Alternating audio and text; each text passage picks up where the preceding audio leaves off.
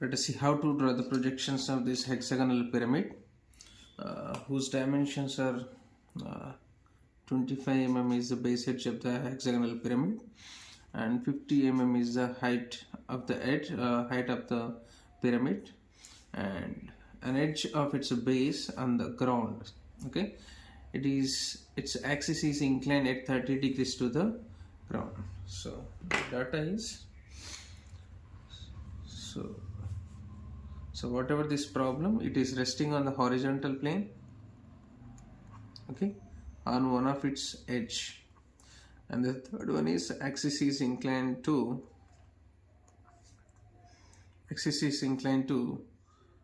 HP, and the inclination is 30 degree.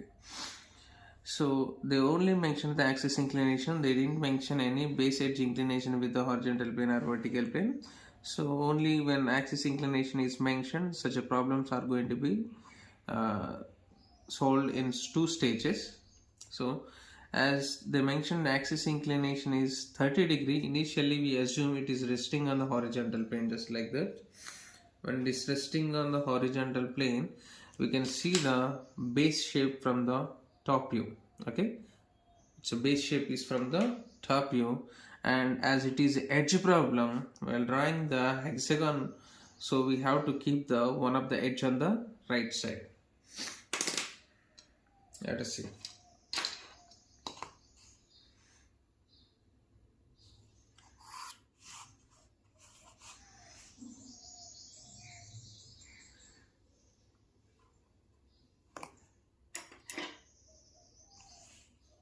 Let us say 25 mm as radius.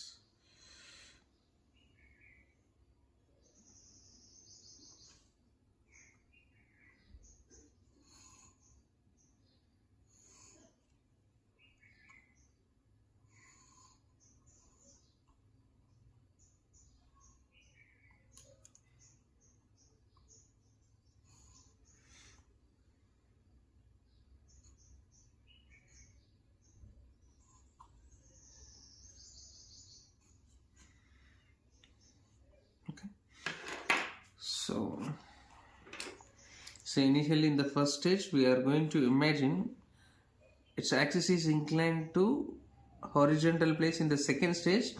Now in the first stage, we are going to assume it is resting on the HP. Then you can see the whatever the hexagon shape from the top view. This is the hexagon.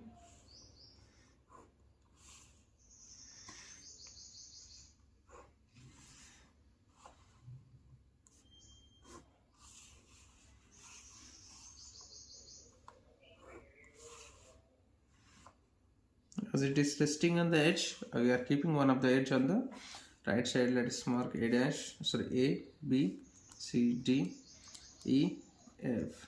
As it is pyramid, so let us draw the lines joining from the base corners to the apex.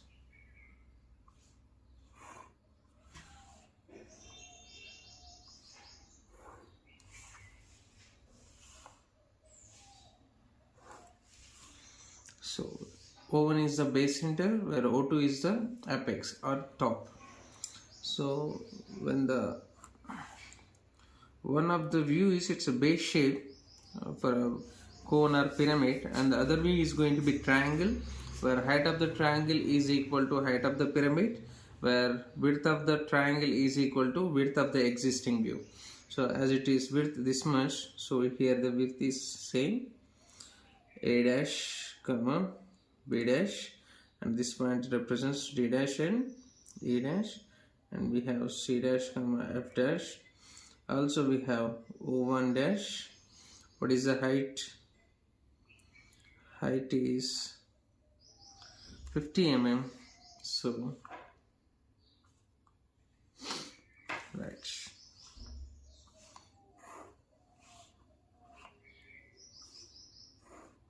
Okay, this is O2 dash. In the second stage, let us implement the axis inclination with the HP. Now there is a relation between the axis inclination and the base inclination. Suppose axis inclination is theta and the base inclination is, let us say, pi. the sum of these two is always equal to 90 degree. So pi is equal to 90 minus 30, 60.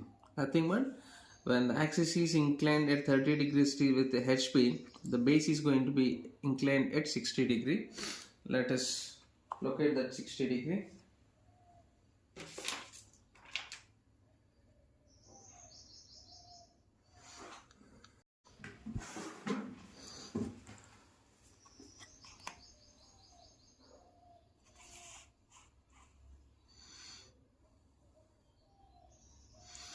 Let us say D, the right side corner is on the ground, and let us mark 60 degree.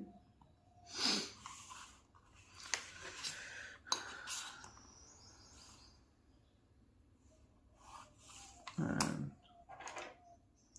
what is the base length here? With the same length, just draw an arc and also mark the C, F. Okay, this point is A dash and B dash. This point is C dash, F dash, as well as it is O1 dash. Now perpendicular to this,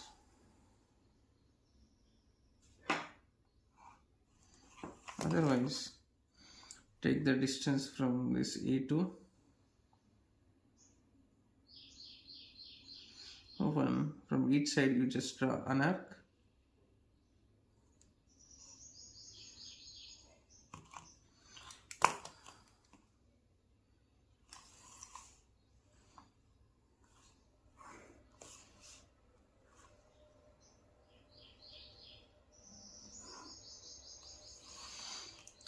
This is O2 dash.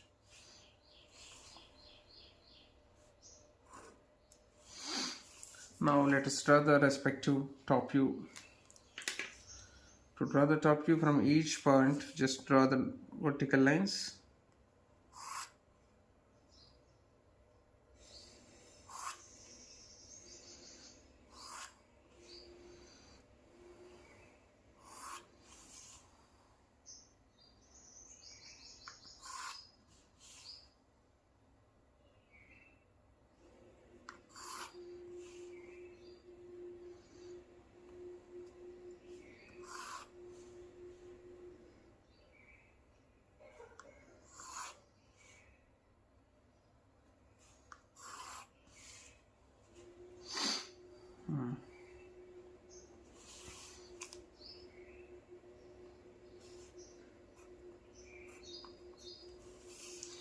So inclination is 30 and this base inclination is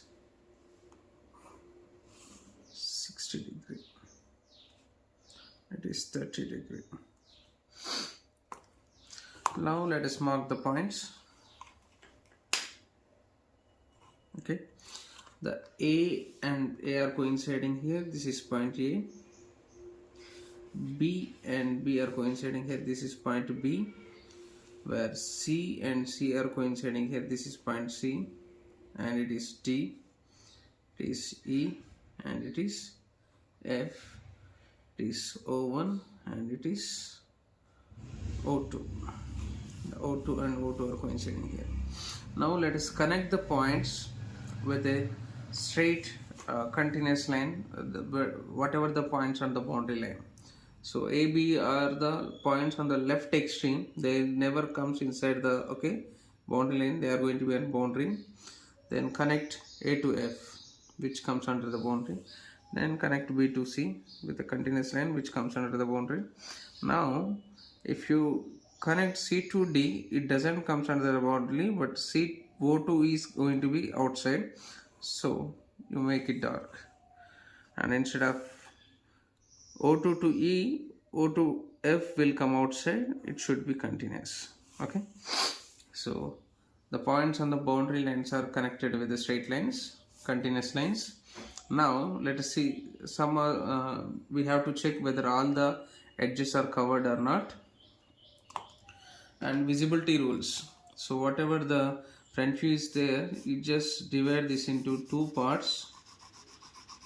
Okay, so we are dividing the total pyramid into two parts with respect to the axis O1, O2, left side and bottom side. The portion which is the portion which is away from the XY line, okay, is going to be have visible edges in the final top view, and the portion which is close to the XY line, these edges are going to be dotted lines. Now let us see. AB is over, BC over, CD we need to identify. Where is the CD, edge CD? C and D. This CD portion is coming below the means the second portion which is close to the XY line. These edges are dotted, invisible edges. So C to D should be a dotted line. Now we have to check D to E. So D also in the second portion, the portion close to the XY line, it is also a dotted one. And what about E to F? E to F is also in the second portion, that is also dotted. Now we have to check AO2. Where is AO2? AO2 is in the shaded area, means the segment which is away from the reference line. So AO2 is a continuous line.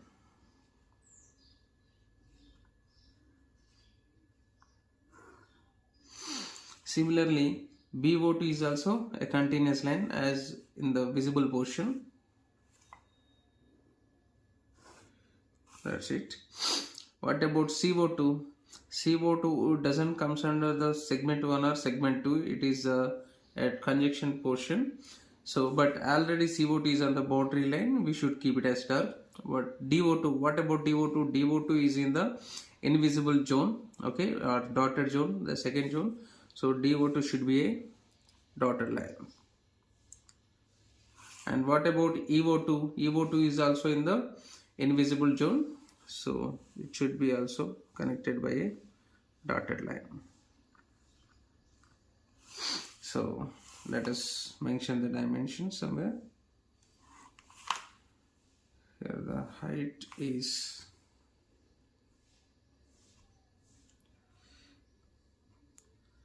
50 and one of the base edge dimension is